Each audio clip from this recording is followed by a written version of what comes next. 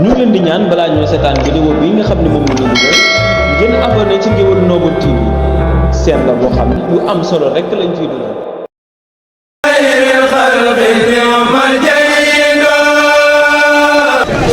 bismillahi rahmaani rahim. asalaamaaleykum mbokk àddina asalaamaaleykum mbokk réew mi mbokk yi topp seen bi di Ngéwél Noble TV bu leen gisee affiche bi rek nga xam ne lii bis bu am solo la muy bisub Serigne Abdou Lahad Koundoul bi nga xam ne Serigne Amsa Mbacké Dialibatoul Marakhib da koy may ren nag le 16 février lay doon vendredi le 16 février 2024 Ndiadé ñu yëgal mboolem ñiy bàyyi xel site bi rek mën ngeen a kal ko xaar ko ci site bi di Ngéwél Noble TV incha allah rabbi fépp waaye mën di nekk rek bis bi incha allah rabbi fas na ni ànd ak yéen bëggal ngi xes ni Cheikhul Khadim ak Serigne Abdou Lahad Koundoul mi nga xam ne daa jël léppam jox ko Cheikhul Khadim kon nañ ko waat le 16 février lay doon ci Ndiadé ak Serigne Abdou Lahad Koundoul jàmbaari Cheikhul yallahu ya man la ilaha khayruhu ya man atani duna dayrin khayruhu salli wa sallim wal tubarik abada ala alladhi taqdimuhu minka bada wa huwa alladhi sammayta bil bahai wal ali wa sahbi bil intihai wa kun mu'ithani bi haqqin azbala wansur alayna barakatil basmala wa salli ya rahman wal tusallimi ala nabi habibi kulli muslimi wa huwa alladhi tumadu mudiu wal ali wa sahbi wa man yudiu wansur alayya barakatil fatiha وجعل خلامي خير باب فارها وصل يا رحيم ولتسلما على الذي به كتبت السلما وهو الذي سميت بالدياء والآل وصحبه ذوي الحياء وانصر علي البركات البقرة يا من يوجه لخير سقر وخيرها من كل باب النار والخزي والقدران وثنار وصل يا ملك ولتسلم على الذي بشرته بقلمي وهو الذي سميته بالملجأ والآل وأصابت كل جي وانصر علي بركات آل أمدار في الآل في المآل بخير آفة وخير قدريات الخدايا والوراء والخدر وصل يا خدوث بالتسليم على النبي مدينة العلوم وهو الذي سميت بالشفاء والآل وصحبه ذوي الوفاء وليا بسورة النساء كونك لي في السم والمساء وبركات الليل والنهار بلا تخرر ولا اندهار وحكمة من الأسى والتذكر هذا النظام ولتنوي الفكر وصل يا سلام ولتسلم على الذي به فقدت واللمي وهو المسمى ساهب الرداء والآل وصحب المثير الداء وانظر علي البركات المائدة وجل حياتي يا شكور فائدة وصل يا مؤمن بالتسليم على النبي الله التعليم ومسمى ذاهبا للواي والآل وصحب على السواي واليابط وإذا كونك لي بالجد ورنا وصل بالتسليم يا مؤمن على الجبان الدعاء يؤمن وهو طيهم الأنبياء يا رئيس جميع وهم عن قرنوس وآله وصحبه والمؤمنين والمؤمنات يا حبيب المسلمين وليقلد مننا الأشراف وخيرهم بسورة الأخراف واكتب لي أبدال ولا المختار مني منن تدوم في الستار وسل يا حفيظ ولتسلما على الذي فاق الكرام علما وهو خطيب الأنبياء والآل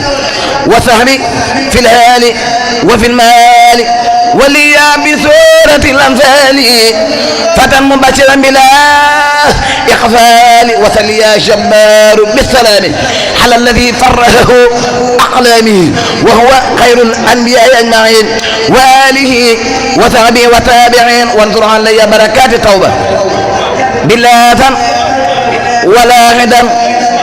أو غوبة يا متكبر دواما سلي مسلما على المحب الخل خاتم كل الأنبياء تراه والآله وصحبه وخذ للبراه وليهب بحق يونس المرام وليكن بلا أذى ولا انثرام وسلي يا خالق ولتسلم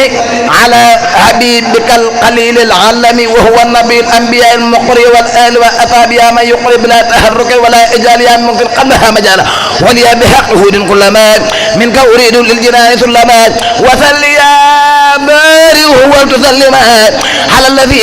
حلمته فعلمات وهو الملي وهو المبرأ من العيوب وهو المجرأ وآلي وصحبي وليهب بحق يوسف المنى بلا رهب صل وسلم يا مسور على الذي به أتى الناس وروا منك هو النور الذي لا يطفأ والآل وصحبه وثم يطفئ وليهب بسورة الرعد الأمان من الأعادي ومشاقات الزمان وتلياه خفار ولتسلمان على الذي بشر من تعلم المصطفى والمجتبى المعلى والآله والأثاب يا من هلا وهب لي تاليف والتفهيم واليمن في كل بإبراهيم وتلياه خهار والتسلم على الذي يجل الدجى بخلمي المعتدى الأثقل متكل أتقى يا من بجهه فتقترخ واحفظ بها الذكر وكثر أجريك في الهال ولا دي بحق الإجريك وتلي يا وهاب والتسلم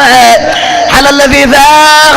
لخير علما بك جزاء منك يا كريم ومن وشكر به أروب الهروة الوقتك الأخلاء يا من هداه هاديا وأخلاء والآل وصحبه بحق النال يا عاثما من جالبات المهل وهبب النظام يا رب البشر لسيد البشر أفضل بشر وتنو مفتاح الخيور والمرام وخير أجر وردا بالانثرام وصل يا رساق وتسلما على الذي به يقود العلماء إلى الصراط المستقيم قولا يذل كل ذي النفور سوداء وهو الحبيب طيب العذيب سيدنا الأنغاه هو النبي